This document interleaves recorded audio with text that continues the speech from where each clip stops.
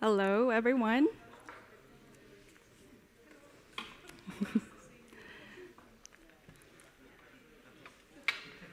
I see we're still people entering the room. I'm gonna start a little bit. Yes, hello, everyone, and warm welcome to this session where we are going to explore and shine light on the hydrological cycle as a shared collective responsibility, and to understand how, and as we are recognizing and acting on this responsibility, how we can elevate water on the global agenda. So this session is co-convened by the government of the Netherlands and the OECD, who is facilitating the work of the Global Commission on the Economics of Water. My name is Elin Adolfsson. I'm a young professional at the OECD, and I'm very honored to guide you through this session here today in these 90 minutes that we have together. As you know, probably already, the Global Commission on the Economics of Water was established by the government of the Netherlands, who is the co-chair of the UN 2023 Water Conference, and it has the mandate to reimagine how we value and govern water as for the common good.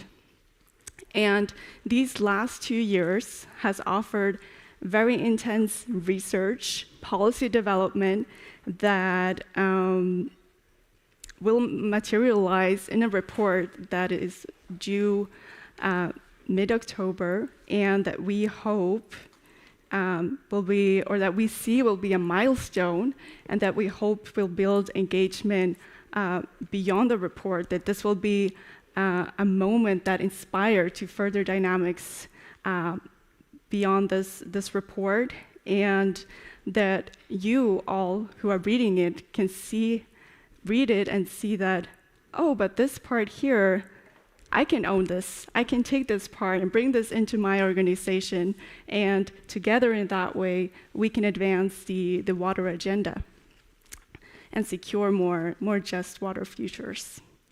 So one distinctive feature of the Global Commission is that the basis of our analytics is that we understand the global hydrological cycle as a collective responsibility beyond just the water sector. And we're seeing that we are connected through blue water in rivers and lakes and aquifers, but also through green water that is in soil moisture, transpires through plants, and travels through the atmosphere in these flying rivers, connecting communities, ecosystems, and livelihoods beyond regions, borders, and jurisdictions. So that is the basis for the discussion here today. And to set the scene, we will have Lauren C.B. Anderson, a senior scientist at the Potsdam Institute for Climate Impact Research, who is producing research for the Commission, and she will provide insight into the scientific basis for the statement that the global hydrological cycle is a collective responsibility. And thereafter, Elizabeth Wittuti, the founder of the Green Generation Initiative and the youngest commissioner of the Global Commission, water, environmental, and climate champion. She will build on this scientific basis and provide her vision of the collective responsibility we share and how we need just and inclusive action. After that, we have a very exciting panel where we will see examples of how water can be elevated into the global agenda. And thereafter, we will have some closing remarks and an outlook on the future from our executive director and Commissioner Henk Ovink. So without further ado, I will hand over the word to Lauren, please. Thank you.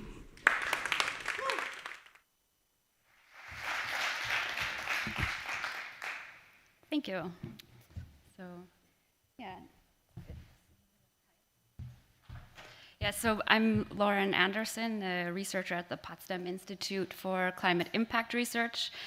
And I've been working the last 2 years, among other things, supporting Johan Rockström in his co-chair of the role in the Global Commission on the Economics of Water.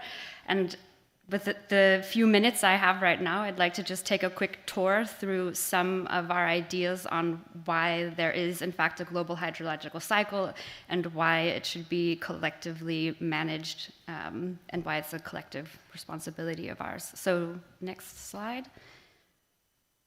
Oh, is it in fact me? No? Okay. Yeah, so let's get on the same page then with in the Commission, we're considering the global hydrological cycle, characterizing it in terms of green and blue water. So we know that, water is a cycle, but for our purposes today, let's think about precipitation as the source of fresh water over land. And once this precipitation falls over land as either liquid rain or frozen ice or snow, it's partitioned into either green water or blue water. And globally, on average, this is about a 60-40% split in partitioning. So 40% going to blue water stocks and flows. This is water in rivers, held in lakes and in wetlands. It's the water in groundwater. And yeah, typically this blue water is the water we consider available to humans for our resource use. And this is also where the majority of governance and policy and management efforts are around this blue water. But in fact, it misses more than half the picture in our view, because 60% of fresh water on land is in fact green water. And this is water that is held in soil as soil moisture. And so that's the stock of green water, and the flow of green water is the evaporation and transpiration. This is water available to plants, and the flow is kind of like productive green water flux. So it's a byproduct of photosynthesis. And through this green water flow, we grow rain-fed crops and also all of the natural vegetation and sequestered carbon on land. So the green water flow is very important. And this flow evapotranspires back up into the atmosphere, where then it's either transported through these atmospheric moisture flows to return to the land as precipitation again, or to reprecipitate down over the ocean. So this is kind of our concept of how things are connected with this blue and green partitioning and sharing of the atmospheric water between ocean and land. Next slide. Oh, sorry, I can also do it. Oh. Okay, so destabilization of the global hydrological cycle is due, for many things, but here let's just think of three.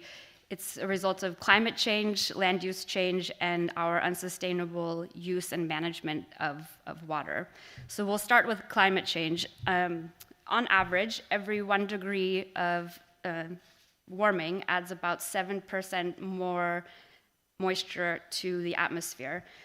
This is because when it's warmer in the air, the atmosphere has more thirst or demand for water.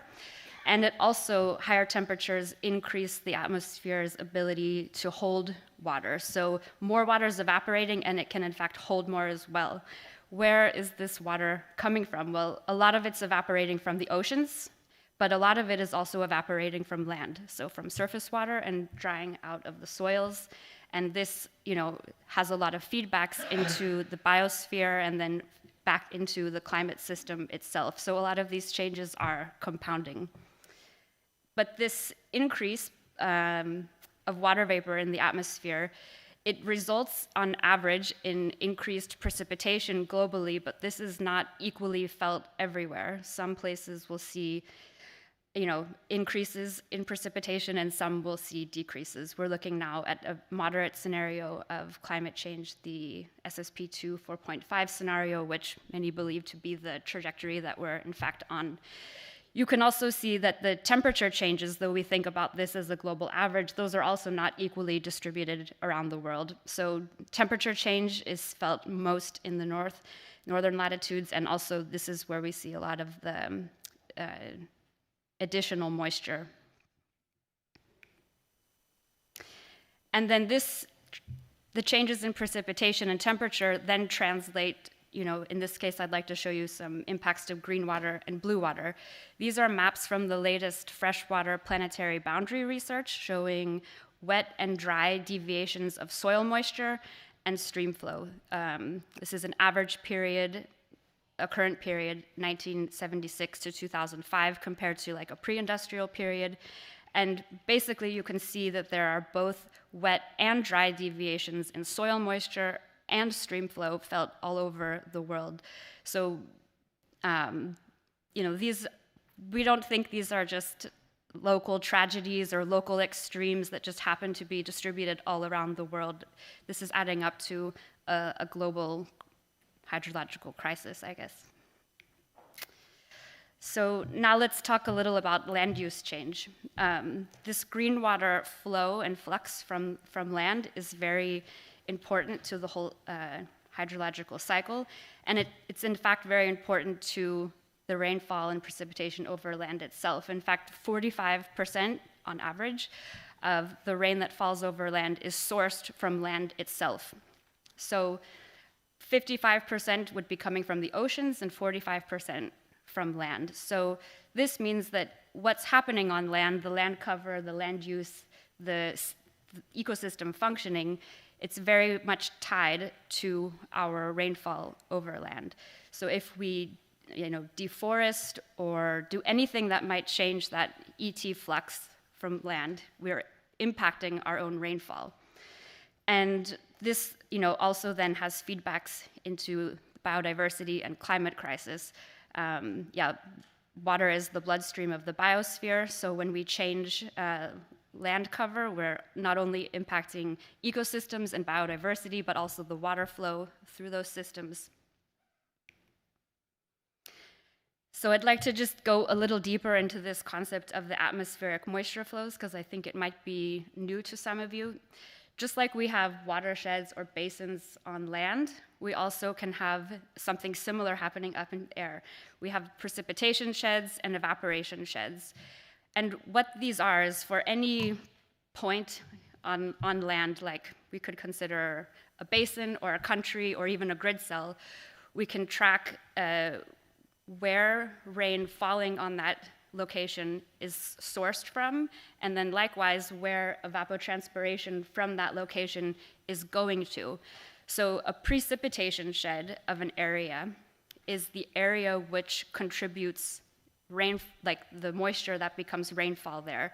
So on this graphic on the left, you can see there's ocean evaporation and land evaporation contributing to rain on that location, but there's also this sort of recycling happening where evaporation and transpiration from a given location fall back as rain in that location.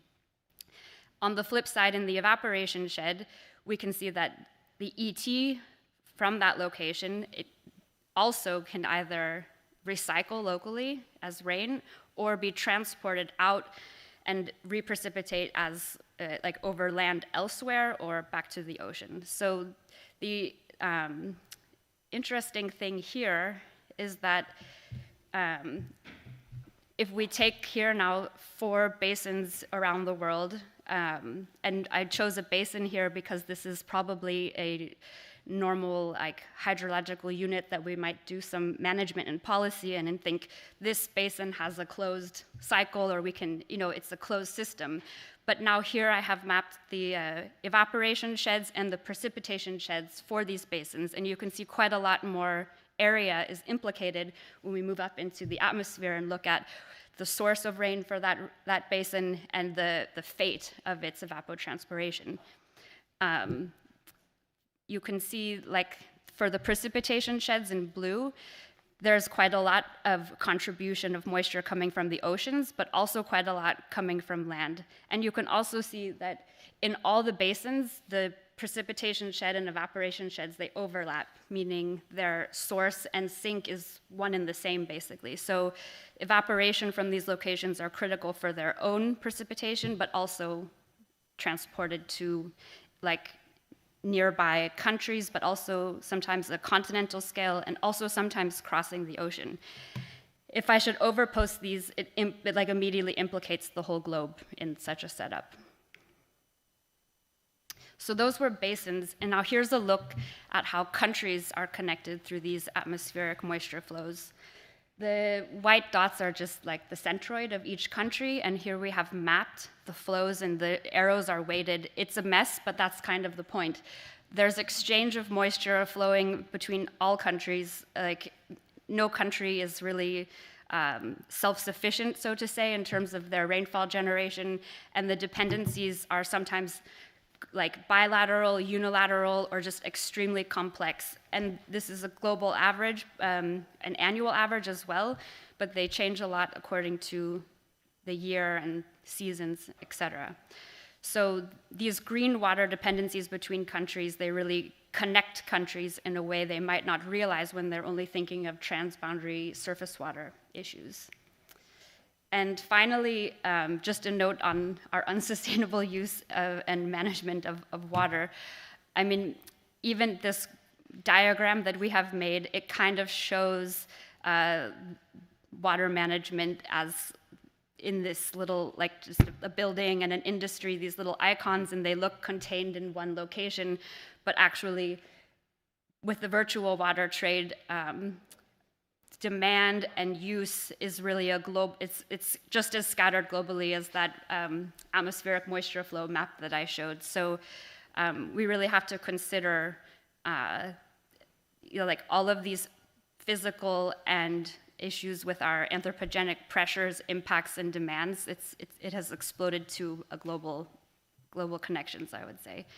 And finally, in the Commission, we talk a lot about how water is embedded in all of the SDGs, it flows through all the SDGs, and so yeah, we believe that a stable water cycle is a condition to achieve them all, and we think about how blue water and green water is critical to achieving our SDG goals. So this was some food for thought for the panel discussions, and at the end, I'd be happy to take questions, or don't know if there's time now.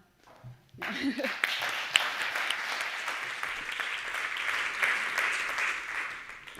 Thank you so much, Lauren. I think we really got some food for thought, a lot to process. And I think the idea just of that if you deforest in one area, that affects rain elsewhere, which in turn has implications for rainfed agriculture or energy such as hydro dams. So we are really interconnected in that sense. And to continue this, I want to hand over the word to Liz Watuti, please.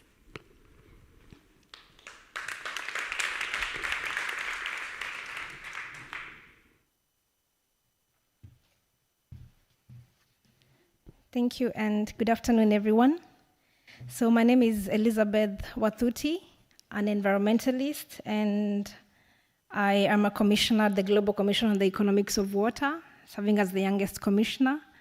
And I'll just want to begin from where we stopped, because I think we need to start seeing the hydrological cycle now as the bloodstream that connects all of us and connects communities and connects ecosystems and a lot of the different things in this planet. And I think the moment we begin to see it as that, then the aspect of collective responsibility comes in. And I think for me, looking at how water travels long distances around the world is a really definite aspect that we are all interconnected and very much interdependent on water, and definitely both the transboundary blue water, as we have seen, that flows through the lakes and the rivers, and also the green water that is in the soil moisture and also the vapor in the air. And right now, looking at what is happening around the world, we have seen a lot of loss of our wetlands, a lot of deforestation, and of course also soil moisture. And these are realities that are happening that are actually disrupting our hydrological cycle, that is actually the very basis upon which we depend on and upon which humanity and life on Earth is sustained. And definitely with this disruption as well, it does affect also our carbon sinks, and this is accelerating global warming, as we have been able to see in the science. And definitely this means that it's also reducing the availability of fresh water for plants and animals.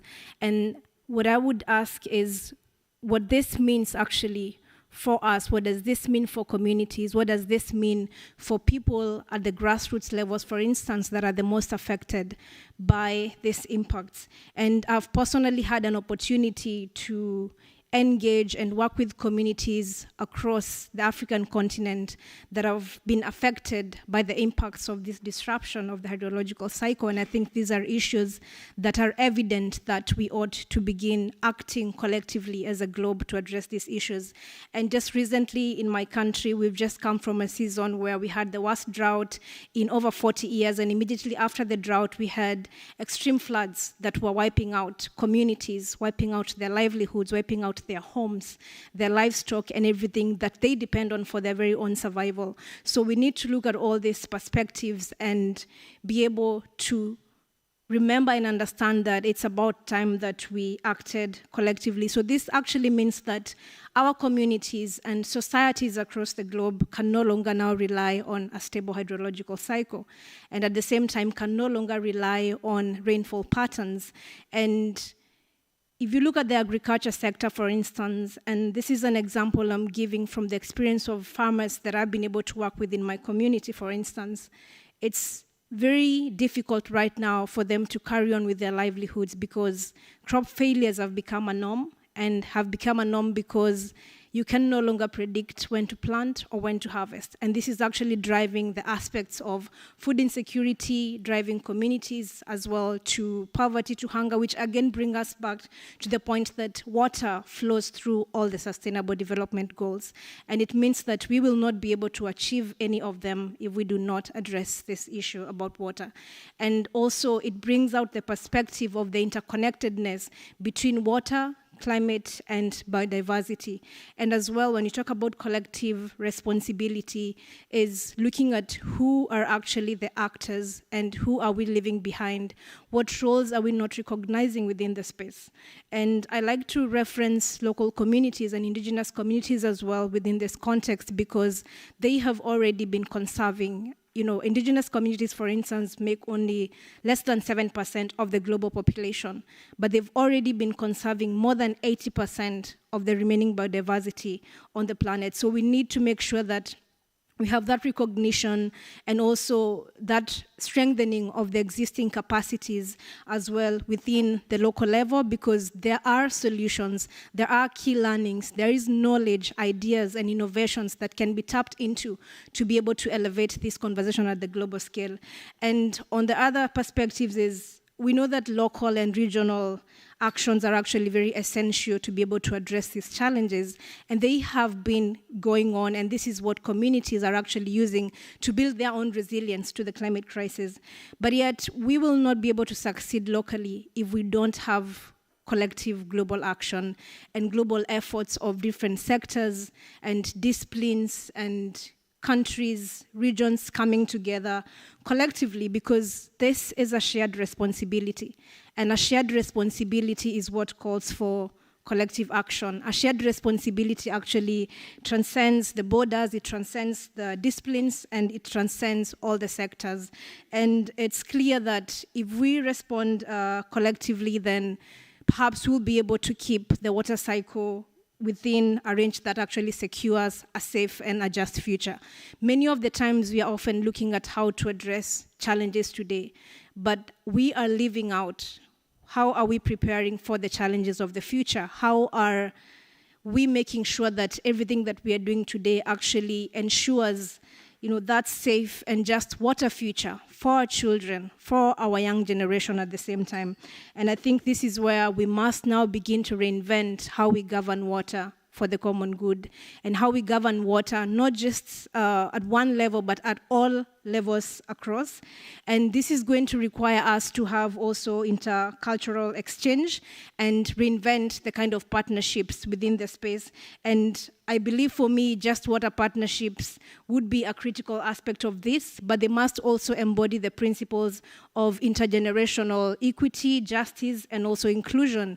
And inclusion in a way that, you know, different stakeholders are able to define what inclusion means to them. I believe even in the context of, like, for instance, the just energy transition, for my community, just energy transition is actually one where we're moving from no energy to energy. And there are contexts where the just energy transition for them is being able to, you know, transition from fossil fuels to no fossil fuels. And I think being able to look at that context within that aspect that is intergenerational and ensures equity is going to be very, very important. And also looking at how we can be able to, you know, have plans that also support the scaling up of already existing innovations and initiatives. And I think for me, young voices are very, very paramount when it comes to the development of what these intergenerational policies and practices look like. And they also reflect the needs and aspirations of the next generation. And most importantly, and with the work that I've been able to work on within the Commission, being able to lead the Youth Water Agenda, being able to work with young people across the globe, I have seen, you know, that, you know, when it comes to being able to include the young people, when it comes to being able to advance the different, you know, policy agendas and commitments that we have, young people are actually the agents of change within this space, not only because they make up half of the world's population, and actually in my continent, in sub-Saharan Africa, we make up 70% of the population, not only because of the numbers, but also because of the innovations, the ideas, and the fact that they see the urgency with which these issues need to be taken with, and they're actually already championing the actions and the changes within their own communities. And I believe these are the opportunities that already exist in terms of where do we move from here. So these are opportunities that already, we're not reinventing a wheel, but they're already existing solutions and ideas that we can be able to escalate and, you know, upscale that are replicable across the world. And I think also, when it comes to this perspective, the way we address trade-offs today, for instance, is going to define the challenges and the opportunities that younger generations are going to face right now and also in the future. So I think for me, this is an opportunity for us to be able to reflect and find, you know, that common ground of being able to work together collectively in recognition that this is not a problem that can continue being solved in silos. This is not a problem that we can continue not to talk about. I think this is an opportunity for us to begin to have a conversation. It's an opportunity for us to look at what opportunities exist that can enable us to move to the next level. And so I hope also this session is going to help us figure out the opportunities that exist, even for multilateralism, because we are going to need a systemic approach and also collective responsibility. So what is currently not working and why is it not working, and what can the water space, for instance, within this be able to, you know, bring up within the conversations in a way that actually water becomes the organizing principles across all the other existing, you know, policy communities, for instance, because it does flow across all the Sustainable Development Goals and it's very much interconnected. And then we begin to see it from that lens and not really in terms of seeing it in cycles. And I think lastly for me is collective action means acting as one for water, because we are all connected through water. Thank you all so much.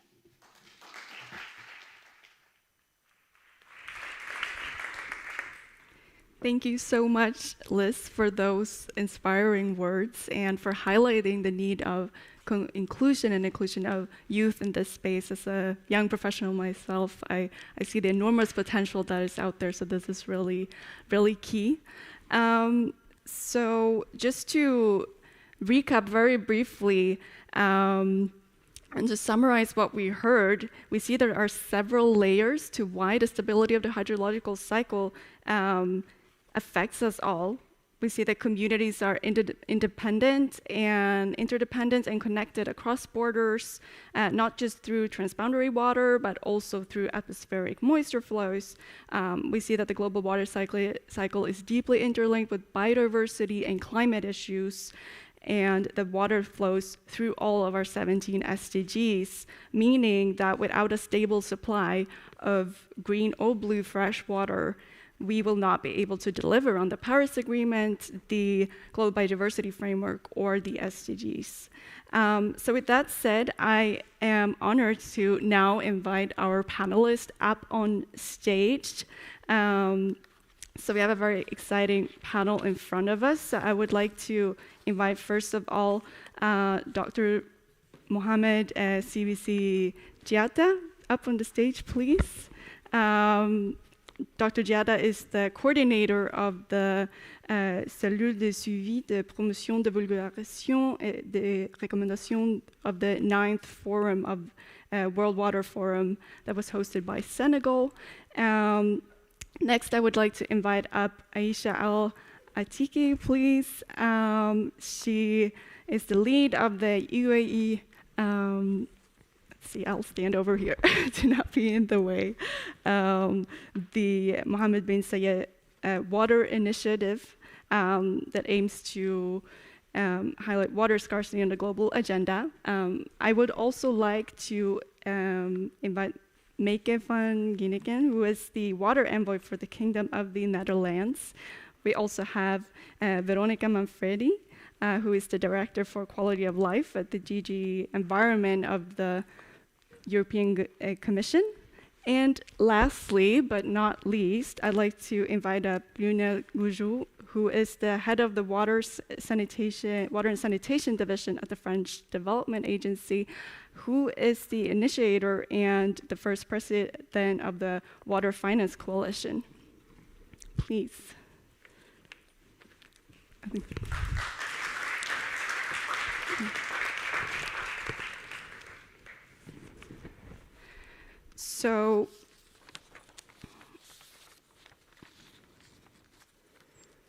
So our panelists will now share a bit about their role and the role they can play in acting on this collective responsibility, and share examples of how they have elevated water onto the global agenda, and perhaps how they can play a role in the months and years ahead. So I would like to start with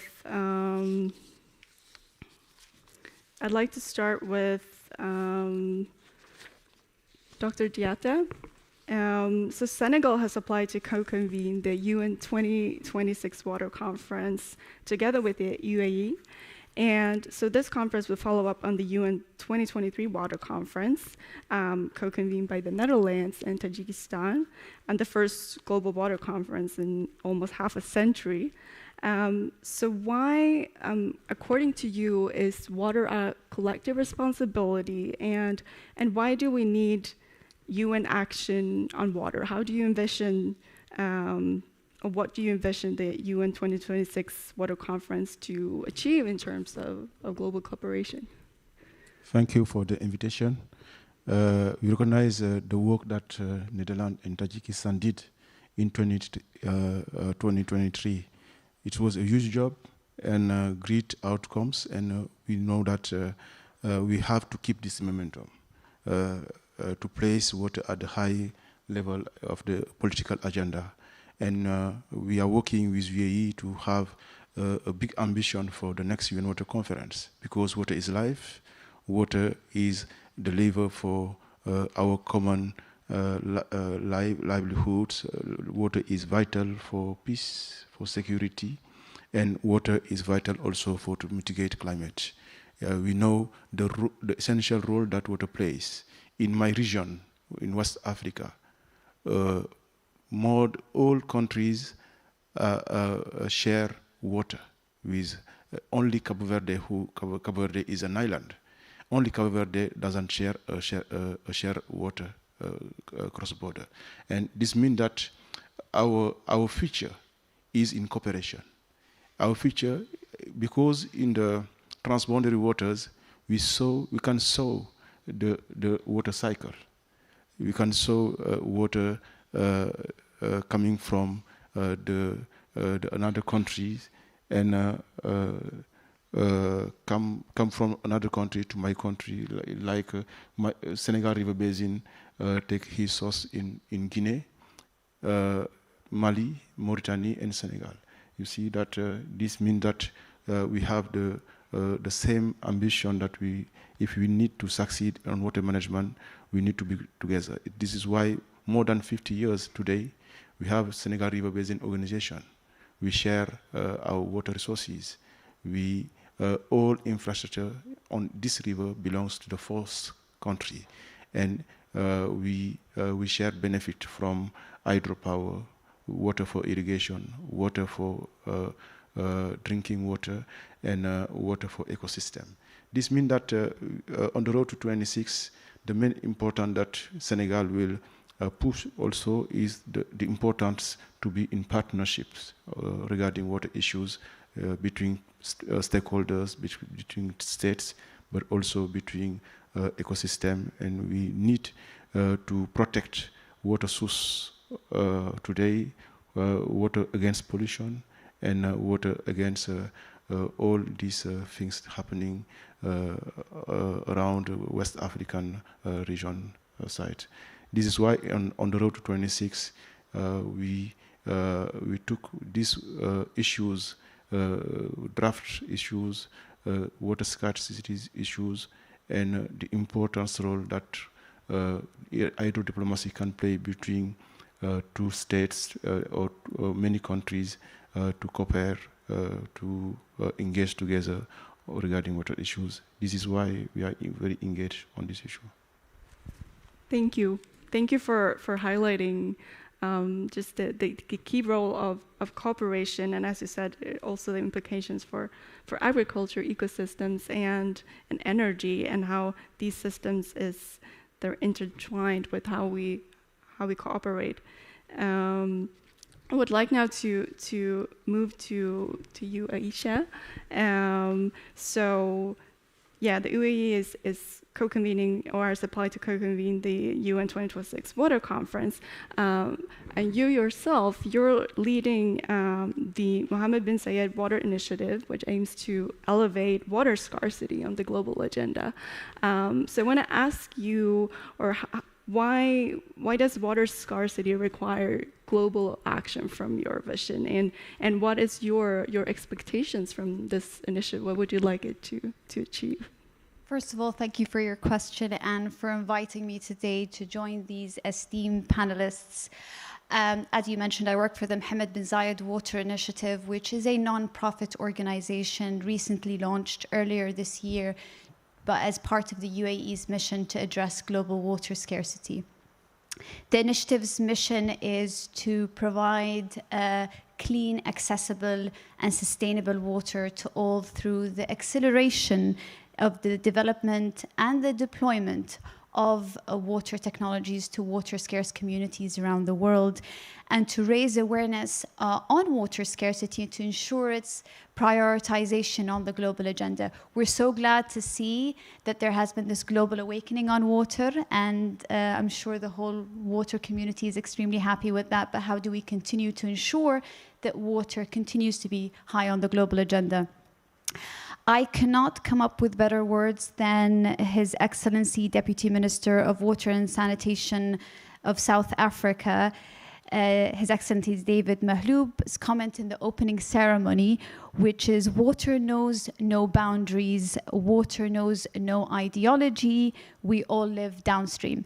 So it's clear that we already live downstream, and the effects of an imbalanced hydrological cycle affects our lives, and in many ways. So, and we've seen that these extreme water events are getting attraction, and we've seen them in the headlines, whether as beautifully presented and illustrated by Lauren, whether it's in the form of heavy precipitation and floods, or evaporation and kind of really extreme droughts. We've seen these events come in the headlines.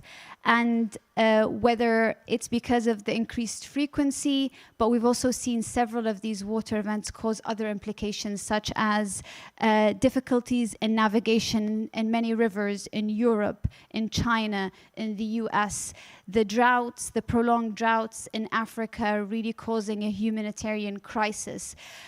We can't forget the catastrophic event in Pakistan that resulted in the loss of lives and around more than 30 billion economic loss to Pakistan in 2023.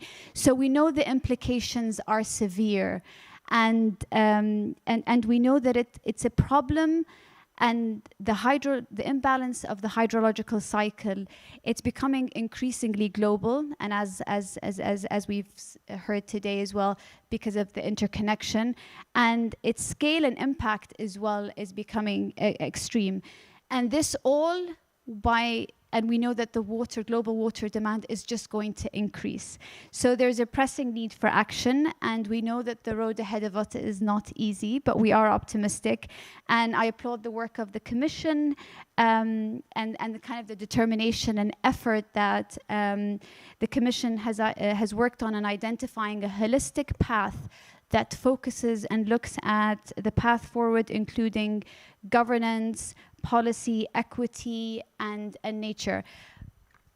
But my focus today is on innovation, because at the Mohammed bin Zayed Water Initiative, we believe we can move the needle on innovation. And as we kind of speak on water scarcity specifically, we know that there are competing the world is competing over limited freshwater resources, and that has a severe impact on human life, on food security, on economic development, on even geopolitical stability, and can result in mass migration. And how can we really ensure that there are solutions provided and that the solutions are accessible to water scarce communities?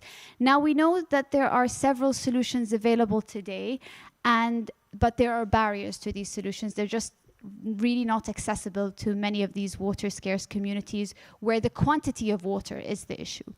So at the Mohammed bin Zayed Water Initiative, one of our first priority projects that we've launched alongside the launch of the organization is XPRIZE Water Scarcity in collaboration with the XPRIZE Foundation, which is the world's largest prize. It's an investment of $150 million with a prize purse of $119 million to kind of break the economic barrier of desalination, to make it more accessible, affordable, and sustainable to the world.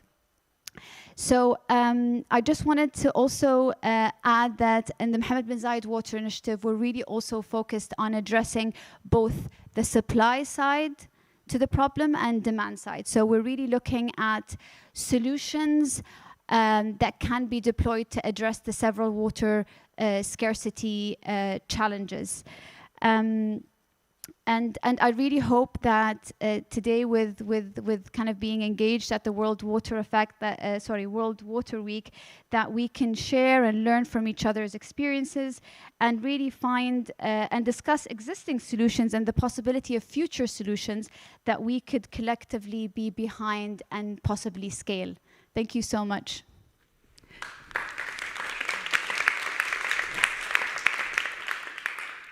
Thank you for those insights and for your effort to keep pushing to have water on the global agenda. As you painted the picture so well, it's a really severe situation we're facing. So these kind of initiatives are really, really key, and also innovation, as you mentioned, and to make innovation accessible to wherever it's needed. It's really key. So thank you. And I would now like to move on to make it. So as we know, the Netherlands took the initiative to establish the Global Commission on the Economics of Water. And though the final report is yet to be released, but based on what Lauren was talking about, what Liz was talking about, and explained to us before, how has the work of the Commission inspired your work in the position as the water envoy for the Netherlands, the Kingdom of the Netherlands, and how do you promote water as a collective responsibility in your role? Yeah, the government of the Netherlands is very proud to be the convener of the Global Commission on the Economics of Water, and I think the Commission is showing us how collectively we've pushed the water cycle out of balance. And very often as shorthand, we say, oh, this is all climate change. But let's go back to the basis. It's not only climate change. It's also the way we're managing our land, because forest cover is decreasing and vegetation cover is decreasing. And it's because we're over-exploiting our water resource, especially our groundwater resources. And as usual, who suffers most from these changes? It's the people who are the most vulnerable and have done least to cause this. So again, it's an issue of equity and an issue of solidarity that we address this. So we need to change the way we manage water because we've pushed the water cycle out of balance. We need to change the way we manage water because basins are interconnected through atmospheric moisture flows or atmospheric rivers. We said water had no boundaries. Till now, this was no national boundaries, but water doesn't even have basin boundaries. It's mind-boggling if you've worked on water basins for most of your professional career. And we need to change the way we manage water because we now realize that a large share of the freshwater is held in moisture in soils and vapors in the air. So we need to talk blue water and green water. And this is not a new concept. Malin Valkenmark talked about blue water and grey water and green water, and I was completely confused 25 years ago here in Stockholm. What the Global Commission does and can do is actually, say, popularize or make this idea of green water better understood and also give the recipes. What does this mean? Because it's one thing to kind of say, okay, yeah, we need to manage green water, but so what? What happens after that? So it's our collective responsibility to fix this and to elevate water and the hydrological cycle on the global agenda. And I want to focus on the word collective. When I think of the collective, the first people are my water friends, and some of those are in this room, or a lot of them are in this building. But when we think about water management, the collective means more than the water cycle, because we are a blue water cycle. We know how to manage blue water, but we need very different actors if we also are serious about managing green water. So we need to rethink water governance because our water management paradigms have assumed stability over time.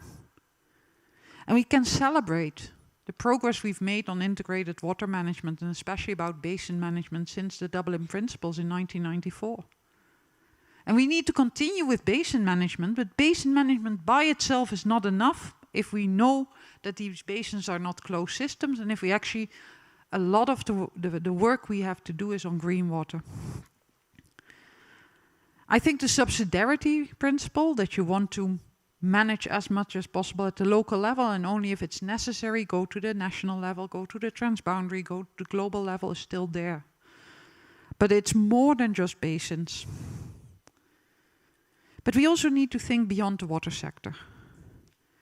And it's not up to us to suddenly start managing all this green water. It's up to farmers, it's up to people who manage ecosystems. So let's not say, oh, now we're going to do all of this. No, we need to convince these other people that they're also water management managers. Farmers are local water managers.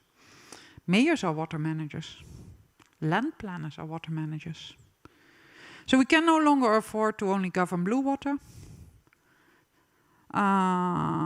We need to hold current trends, increasing agricultural water use, deforestation, land degradation, soil erosion.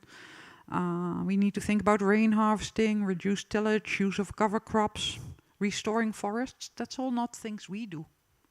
It's things other people do, but it is water management.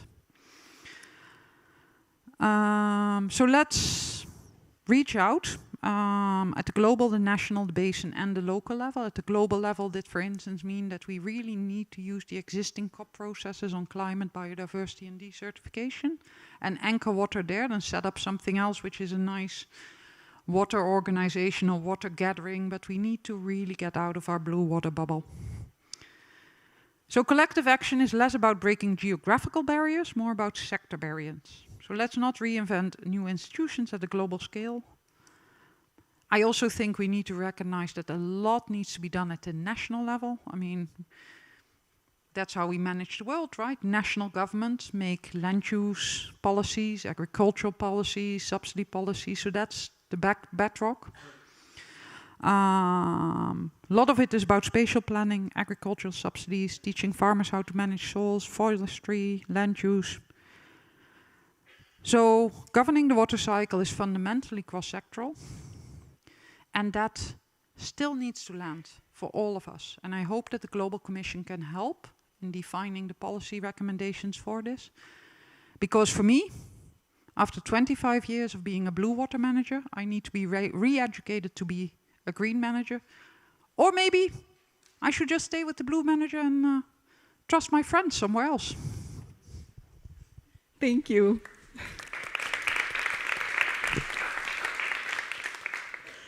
Thank you. You're indeed pinpointing the contribution of the Global Commission and how we need to reach beyond the water community and to talk to our friends in the other sectors so that we, since all of us are water stewards and water managers, so that we can govern this together.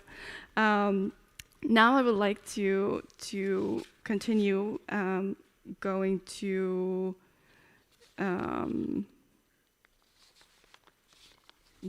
moving on to you, Veronica. So the EU was previously promoting a proposed EU water resilience initiative, and we hear that perhaps this could be a prioritized area within the new Commission's agenda.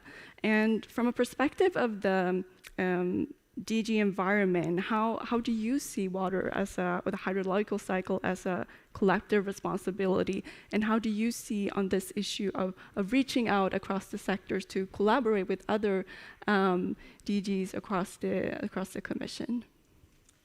Thank you so much. First of all, thanks so much for having this meeting set up. I must say that for how many of the things that we're saying sound as banal ones, because we're all expert here and it doesn't shock us to hear about green water, I can tell you that the moment I move to another policy area, many people look at you like, green water, what, forest? I mean, this is land management. Okay, sure, yes, there is some water, but who cares, you know?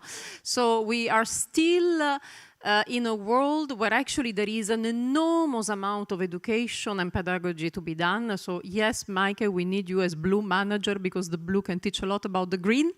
And you know, we have a very recent experience of that, which is the nature restoration law, of which the EU now is proud, but the degree of fatigue in negotiations we have experienced across our 27 member states, which are one may argue not the least cultivated or knowledgeable ones, because even if you have cross-party agreement on water generally, and I must say water quality, water scarcity, because super important for industry, the moment you're just saying restore nature, no, you know, we need to expand mines and this and the other, and we need land.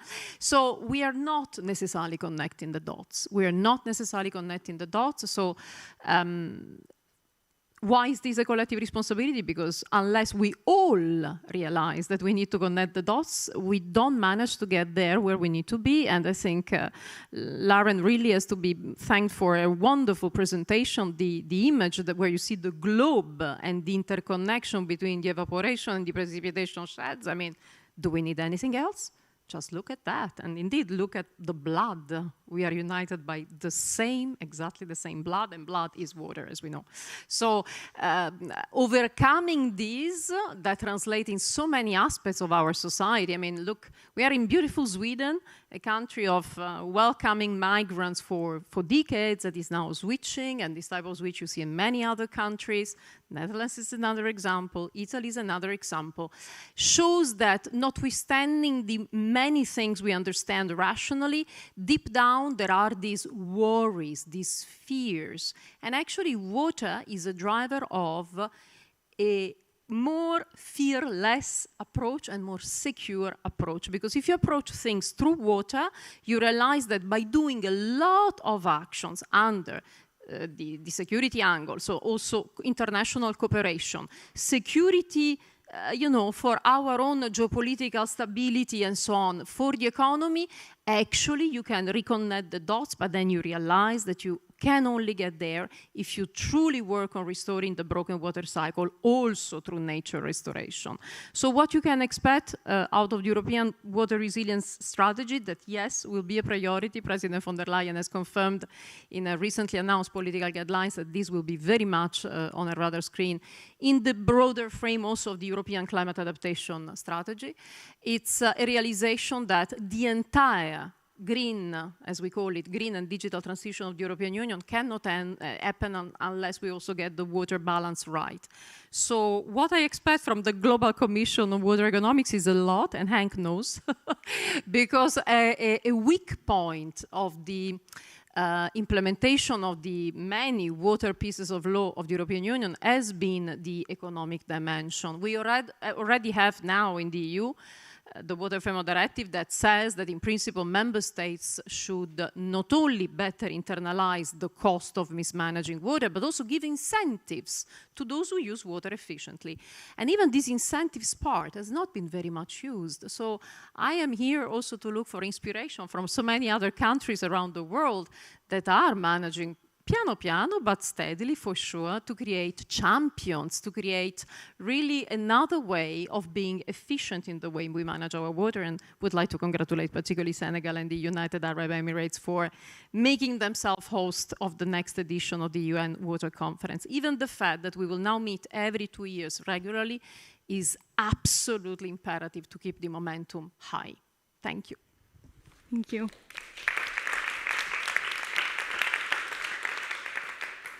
Thank you for highlighting the complexity of connecting the dots, and we really hope that the new putting water on the agenda for and a priority for the new commission will help with this work as well. So now, Lionel, so you're working with the Water Finance Coalition that gathers national, international public development banks who considers water as material to their mandate, promoting sustainable development in the national context. Could you share a bit with us on the intention behind this coalition, how public development banks can contribute to the water agenda as in a cross-sectoral manner, and how do you see the role of public development banks financing water from a development perspective? Thank you very much. Thank you for inviting me in this great panel, and thank you for the fresh perspective on the hydrological cycle. Not an easy one, actually. It's not facilitating our work. It's one more variable, I would say. Just a few words maybe on the Water Finance Coalition. We are a group of public development banks active in the water sector, and public development banks represent an annual investment of about 2.5 trillion US dollars per year. And so the idea, there are more than 500 of them across the world, ranging from international ones to national or even smaller ones. And the idea behind the coalition is that the biggest one, like the IFIs, usually spend about 10% of their investment in the water sector, but the national ones usually spend less. So the idea is that if all banks would reach the same level as the international ones, for instance, like 10%, that would represent 250 billion US dollars per year, which is an investment which is more or less at scale to fill the gap in terms of investment in the sector. So this is why we are trying to push having all the public banks more involved in the water sector. So how will we deal with this new data? It's not easy, I think.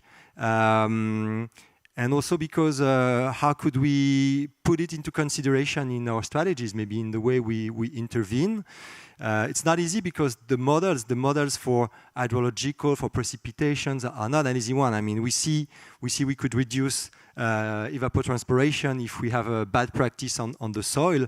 But what would happen with the water cycle from the sea, for instance? Will it go more if there is less water? I mean, the model itself is very complex, and we saw one IPCC model for precipitations, but actually there are several ones, and they do not converge as well as the temperature model. So this is all a very complex issue, I think. I believe the good news is first, well, as you said, it pushes back the green water on the agenda. It's been maybe a little forgotten, and I think it's very important. I'm from France. If you take the example of France, the water footprint of France is composed of green water at 76%. So 3/4 of the water footprint is green water. So that is important, of course. And I would say also that even though this is a new parameter, we've been dealing with waters across watersheds already.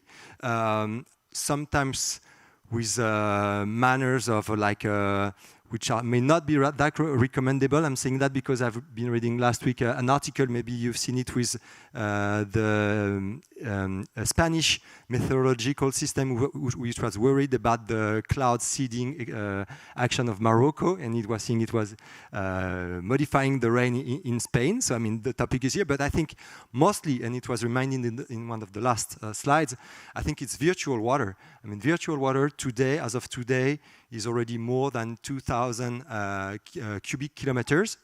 So that is huge. The global water in the living cells, the plants, the ants, is about 1,000 cubic kilometers. So we transfer around the world already twice the global living cells water today. So we are used to do that, and the global atmosphere is 12,000 cubic kilometers. So that means 1/6 of the global atmosphere is moved from across watersheds already, because the t-shirts I'm buying comes from Bangladesh. So I think we know that, and we are used as well to share water and to do that at any scale. I'm not saying we're doing that properly, but we do already have to share water at the very local scale up to an international scale when it ranges up, even with blue water, with international rivers. So I think we have to keep that on mind, and maybe just to comment on how do we take that into consideration today within the Water Finance Coalition. I would say we don't. And because it's new. Thank you for the new perspective.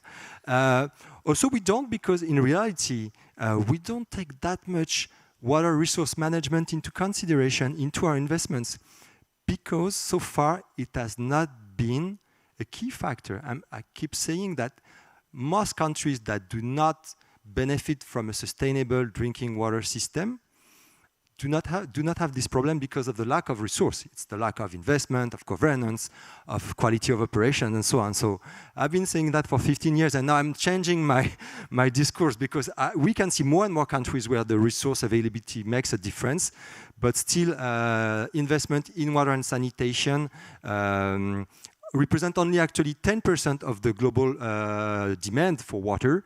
So it's not which one is the most demanding. And maybe one last word, I think this new perspective also will require us to think more of water in an integrated way. You know, we are organized usually by topic sectors division. So for instance, my division is in charge of water, drinking water, sanitation, also resource management as a whole, but not for rural water. And rural water is the largest part of the demand. So that means we need to work more with our colleagues. But we are doing that already more and more. I think topics like nature-based solutions do require us to work more with the rural development world. And one last word, maybe an optimistic one. I think we saw the impact of climate change on the cycle, but to my knowledge, I think the quality of the soil will enable better moisture keeping, and also better carbon sequestration. You may have heard of an initiative which is called 4 for 1,000, which was trying to say that if we increase by 4 per 1,000 the capacity of the soils to retain carbon, we would compensate the emissions that the human beings have. So we have to go in the same. So we know the solutions like stopping deforestation, but also sustainable agricultural practices like agroecology, which is really the core focus of the French Development Agency in terms of rural development. So I think we know the solutions already, and so we are now brought to implement them together. Thank you. Thank you. Thank you. We're happy to bring new perspectives and new foods for thought, and thank you for highlighting the key role of public development banks in these efforts. So before I continue, unfortunately there's a jet that has to leave. So I just wanted to say thank you. You need to leave? No. I have to leave. Yeah. Thank you so much.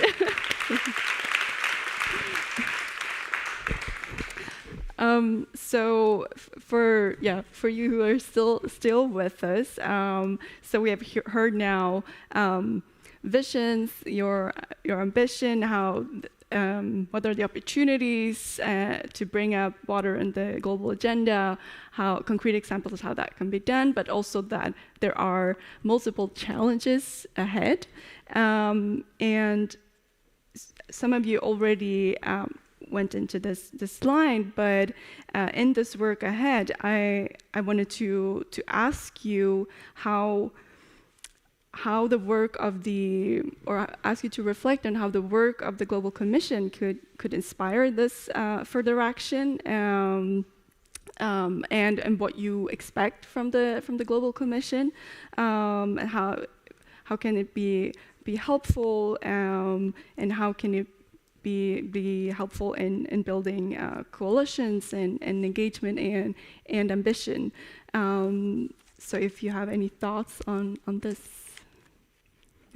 Thank you so much. So I'd like to really applaud the work of the Commission. It's really has our engagements with the Commission, even in our early stages prior to our launch, has really shaped a lot of the work that we're doing from their kind of research and from the insights, etc. And like the Commission, we also seek and understand that there's a need for action that's bold and integrated and across all sectors, more network, taking into account the national, regional, and global levels. In the UAE, we're all about creative solutions and planning for the future, and water is no different.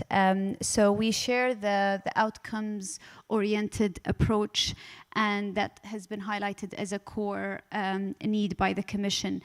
The UAE's strengths and ability to mobilize stakeholders across the public and private sector and local communities. We want to ensure with the Mohammed bin Zayed Water Initiative that we create those opportunities and that platform as well.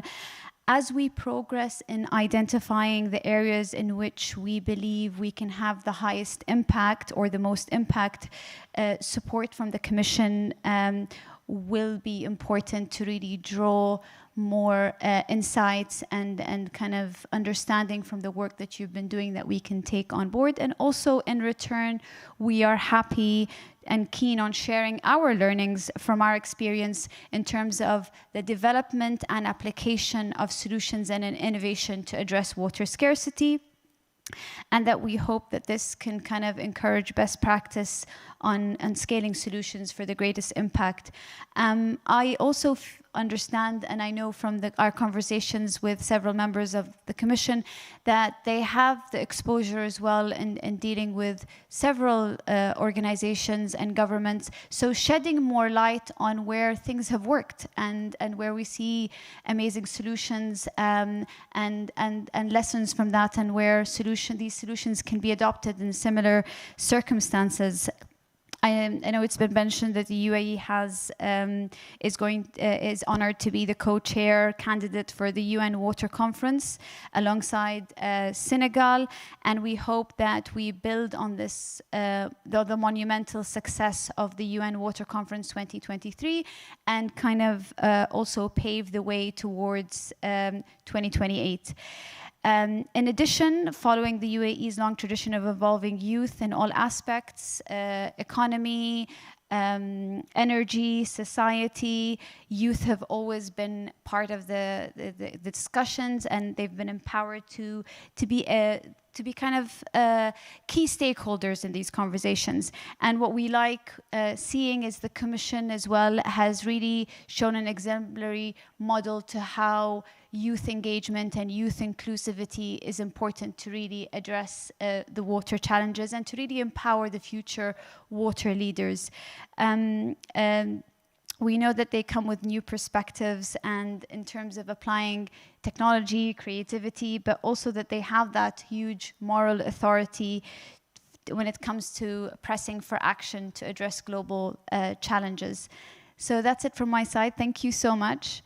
And then thank you for the invite today for today's panel. Thanks. Thank you. And of course, the Global Commission is happy to support in this regard, and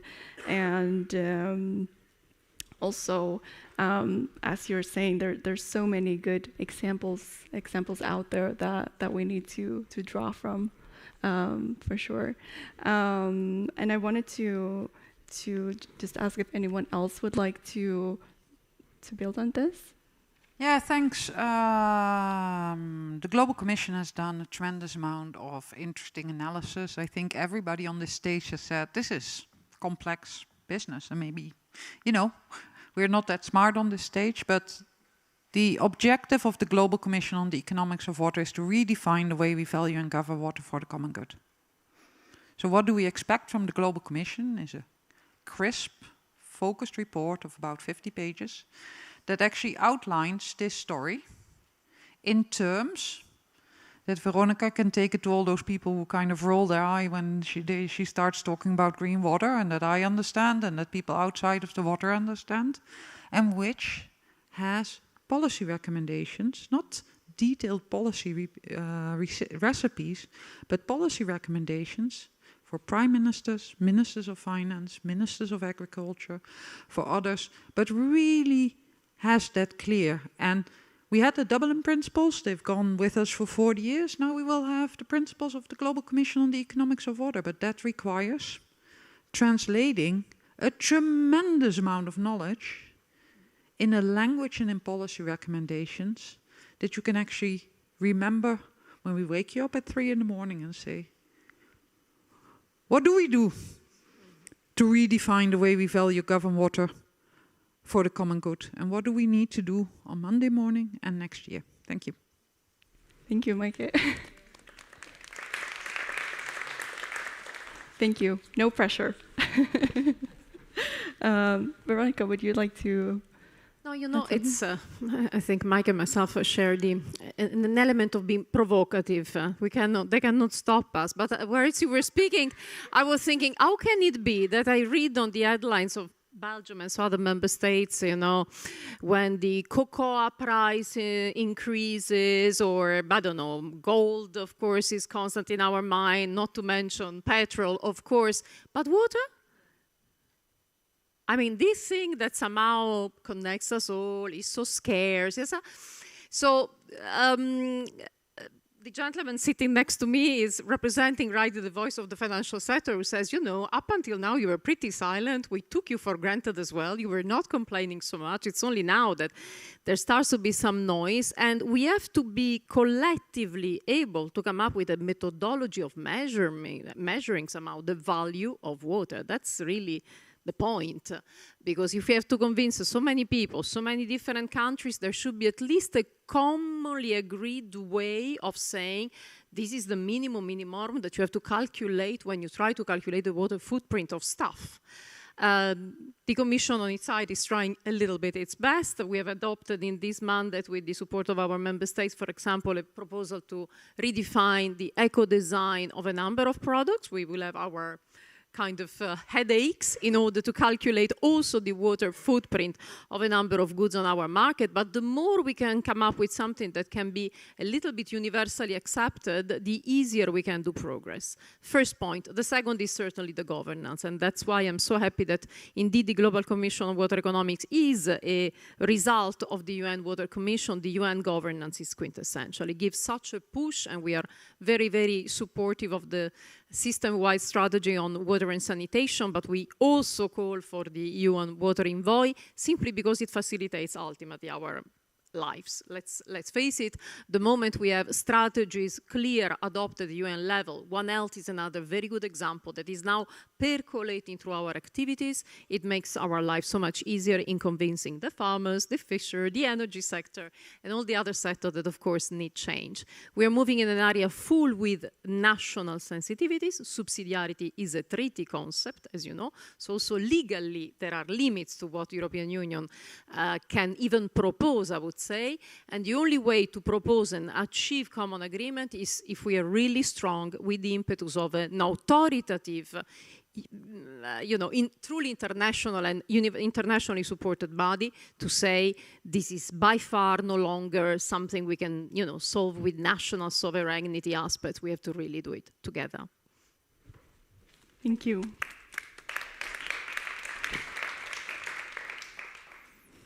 I'll be very quick. I think as most of us, I'm eager, of course, to read the final report. But I think that whatever the conclusions and recommendations, in a sense, the Global Commission is already a success because it managed to create kind of a buzz in our sector, within the sector, but also a little bit outside of it. So people heard of it. It raised the profile of the sector. So in that, I think it can already be considered as a success. And in terms of content, I do hope that it will provide policy recommendations which will be applicable at an operational level as well, and will drive our thinking in the sector in a concrete way. Thank you.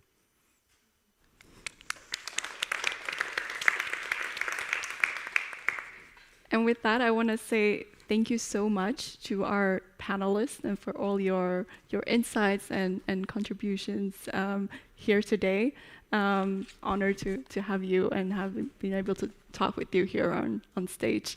And you can stay, please, because I want to ask up on stage to conclude this discussion and to provide an outlook for what is next. I want to ask Henk, please, to come up on the stage.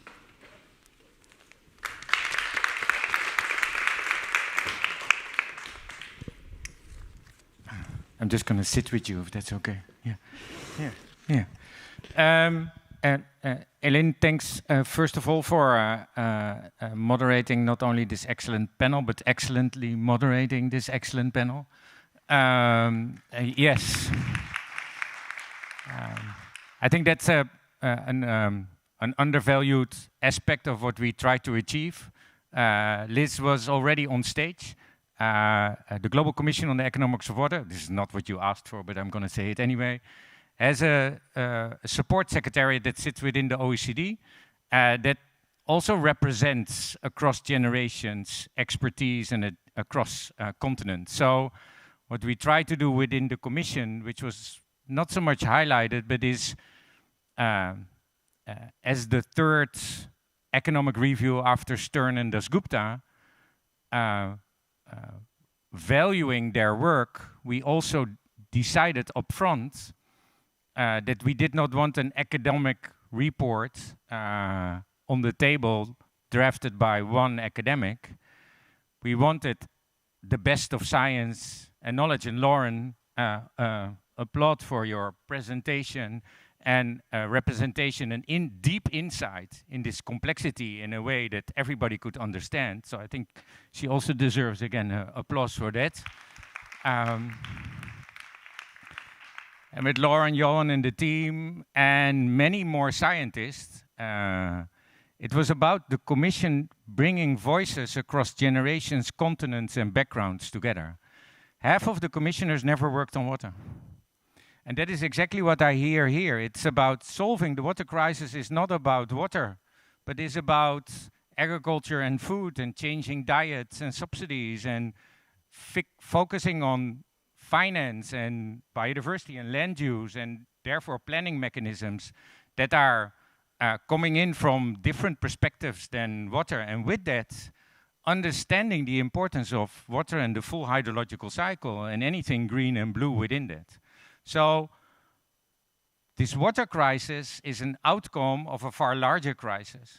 So this is not a commission for water people, through water people from within a water sector. This is about looking at the economy through a water lens. And finding out, indeed, within doing that, what are those recommendations, crisp and sound in some pages, that policymakers can immediately take on. Now, that is, of course, totally undoable in 2 years. But we try it anyway.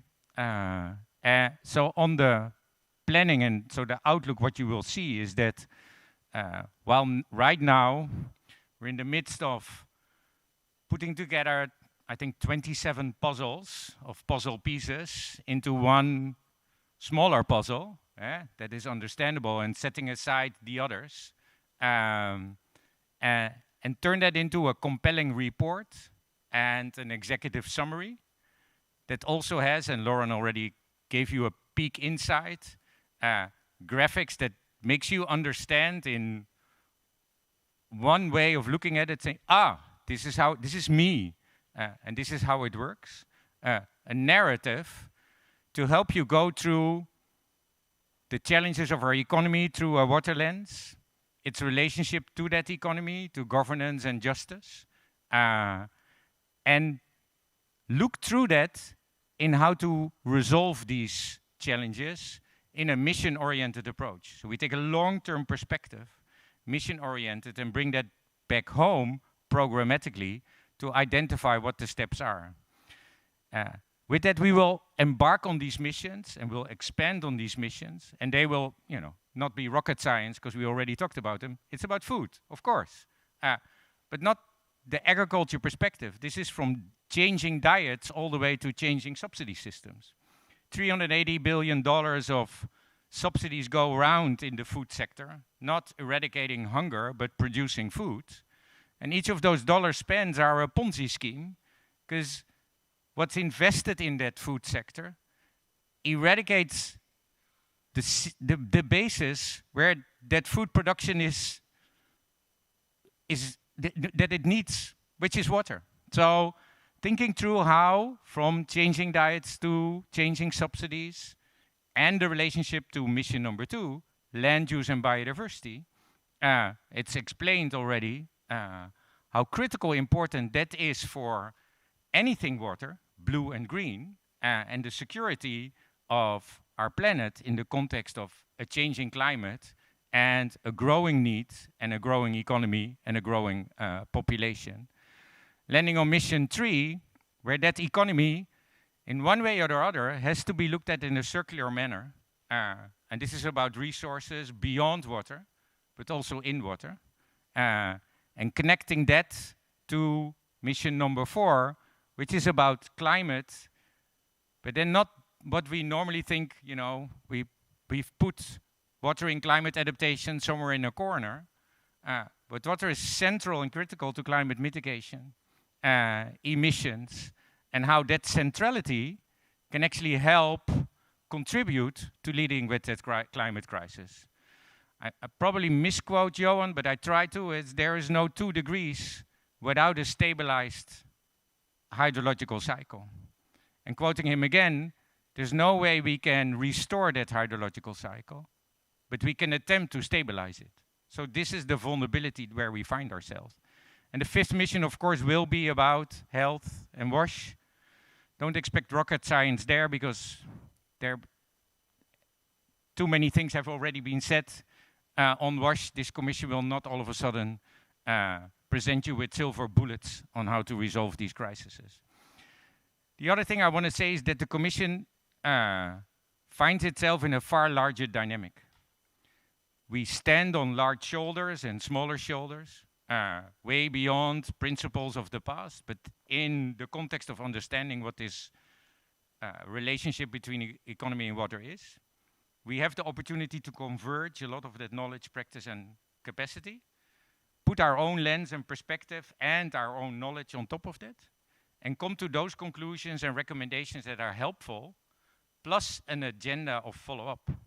Because this Commission has only 2 years. You can't reinvent the world in 2 years, but you can set things in motion and really help provoke existing structures and lock-ins and things that actually go wrong. So next to presenting our report mid-October, October 17 we say, but you'll never know, but you know, and then see a trajectory of connecting our report with international convenings, World Bank, IMF, annual meetings, CBD, the 3 Rio Convention COPs, CBD in Cali or in Colombia, might not be in Cali, but we'll see, Climate COP in Baku, Desertification COP in Riyadh as the 3. But the Riyadh COP is combined with the One Water Summit led by the presidents of France and Kazakhstan. And then leading to the World Economic Forum as the end of a trajectory of outreach, landing, connecting, and how these recommendations and our understanding that comes with that can spark coalitions of actions and provide an opportunity for that follow-up. So that's really in, you could say, in the policy, finance, private sector action space. Next to that, there is a follow-up on research. As we sit in a dynamic construct of a massive amount of research and research, there's more to explore and expand on. There will be more questions thanks to our report and this interaction. So that follow-up is not only about implementing recommendation, it's about testing and innovations and looking at these levers for change that we identified on innovation, on governance, on finance, on data, on capacity, on partnerships, and on utilities.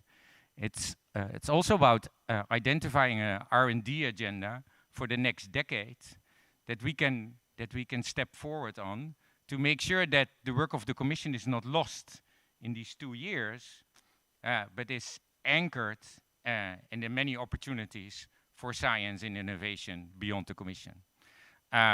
For that, we need a future.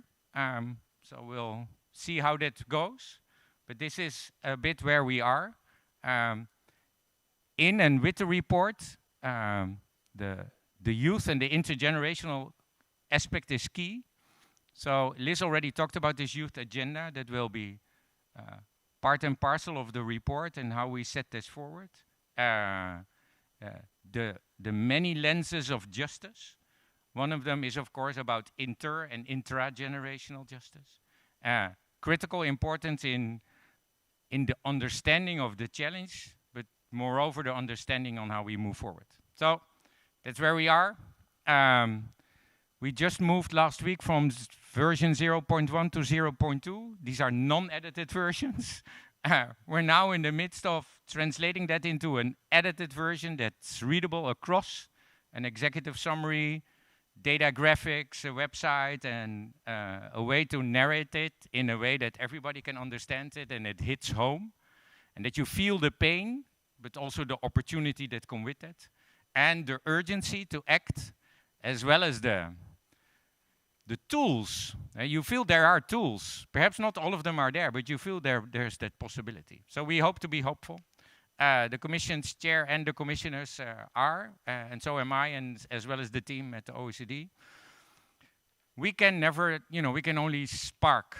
We need you all, and as everyone in this panel has said, everyone outside of this super funny, amazing, inspiring water bubble.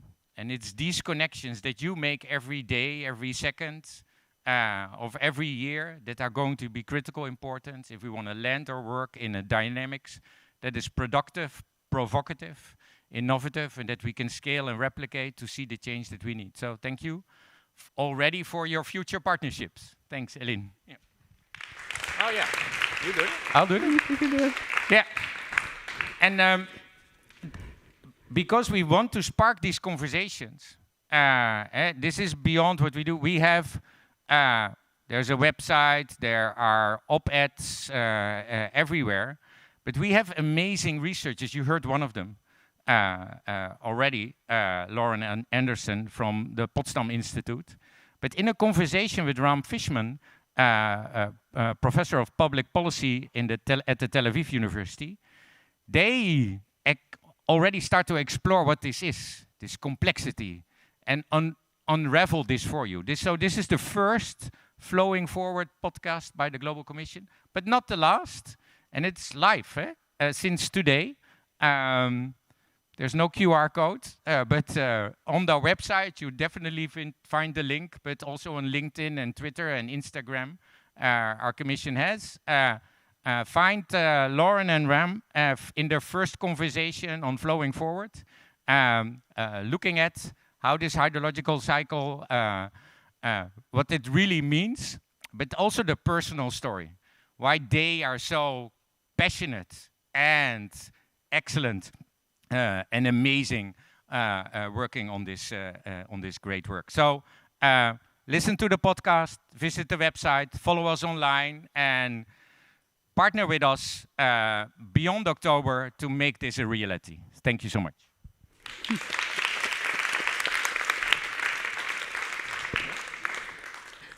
Yeah, I think I couldn't have said it better myself. Thank all of you who was here today and to listen to us. And please come up if you have any questions, want to spark a discussion, anything, reach out.